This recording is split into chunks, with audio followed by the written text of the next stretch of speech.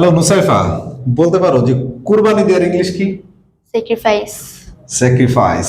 ওকে, তাহলে তো আমি গরু কুরবানি দিয়েছি, ইংলিশ কি হবে? আই হ্যাভ স্যাক্রিফাইস কাউ, বা I have sacrifice animals, any kind of animals হতে পারে। ওকে, আচ্ছা এখন বলো যে গরু জবাই করার ইংলিশ কি?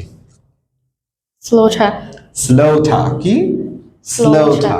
ক্লিয়ার? তাহলে সে গরু জবাই করছে, ইংলিশ কি হবে?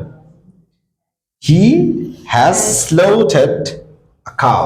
He has slaughtered a cow. Good. আচ্ছা, এখন গরুর যদি চামড়া ছিলি তাহলে চামড়া ছিলার ইংলিশ কি? skinning, scanning. চামড়া ছোলা স্কেনিং। আর মাংস কাটার ইংলিশ? butcher, বোচার। বোচার মানে কষায় হয়, বোচার মানে kosher, কষায় হয়। তাহলে কষাই মাংস কাটে, তাহলে কি হবে? ব্রোচার ব্রোচেস। the butcher butchers beef